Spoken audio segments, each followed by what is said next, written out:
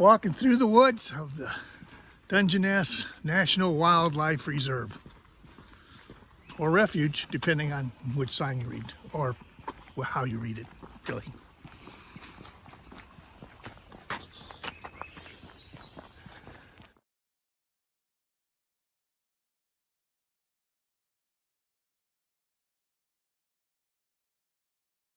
I'm Bryan Diehl. It's a cold December morning, and I have decided to go explore someplace new. So the Dungeness Spit, just out of Sequim, Washington, is where I'm taking you today. It's about an hour from Port Ludlow, and well worth the trip. Honestly, is there a better way to spend a December 5th morning?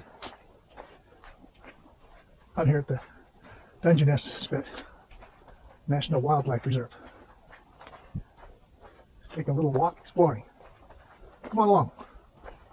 It'll be fun.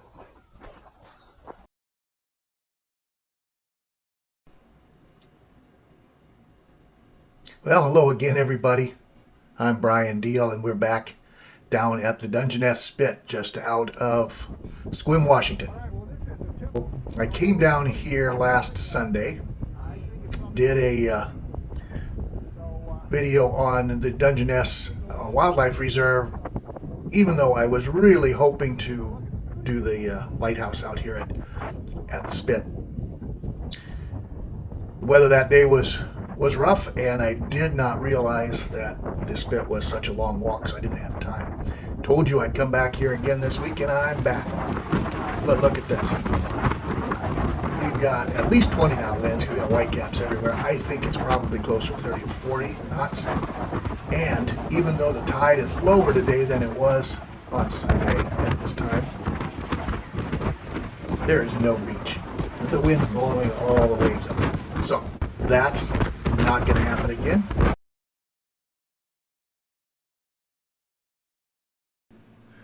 Well, the time has finally come. I finally got a chance to return and go the 5 miles out along this long, rocky, sandy beach to the Dungeness Lighthouse.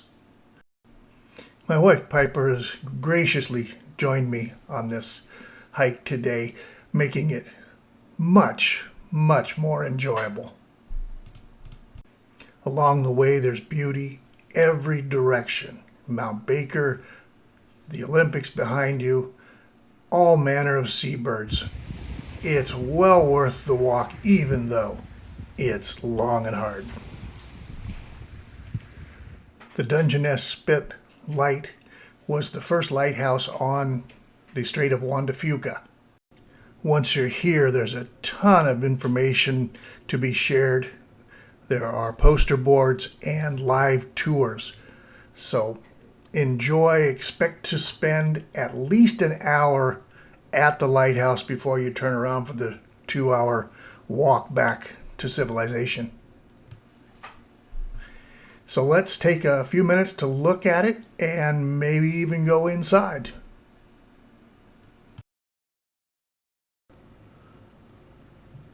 So after walking around the grounds and getting a good look at the house itself, we were greeted by the lighthouse keeper for the week, and he took us all the way to the top, showed us the lens itself, and we got to look all the way around the light from the perspective of the light itself.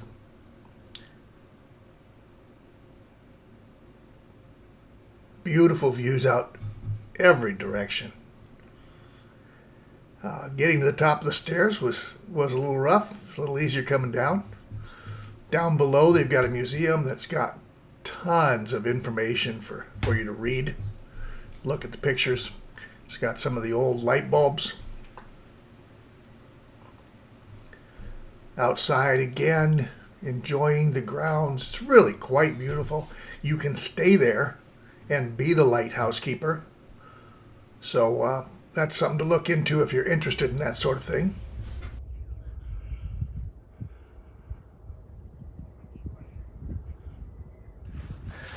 And the long trek back to Dungeness Wildlife Refuge begins. Just a couple hours and this will all be just a great memory.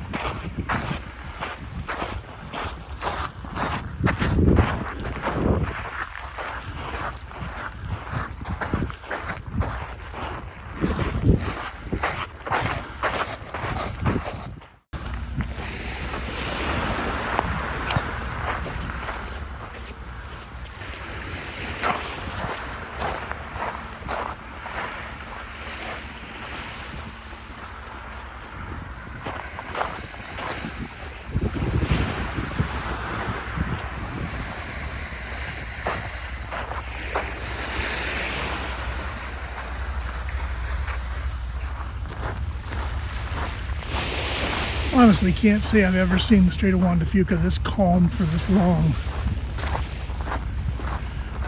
We've been out since 8:30 this morning. Really, this is as much of a ripple as we've seen. And it's, well, afternoon now.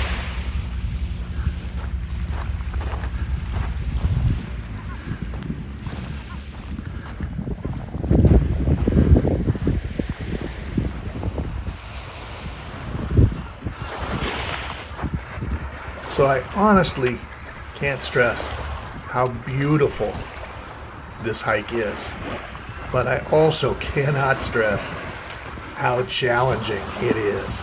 By the time I got done, we'd been out 5 hours, pretty much walking the whole time. My legs were rubber, and when it came to going back up this hill through the National Wildlife Refuge back out to the parking lot, that was really all I had left in the tank. So when you go, be prepared. Bring water, bring snacks, and take your time. Enjoy it. It's well worth the effort. I'm Bryan Diehl, and on behalf of myself and my wife Piper, I thank you for watching, and I hope this will inspire you to go out, take a hike, go see some lighthouses. Have a great summer.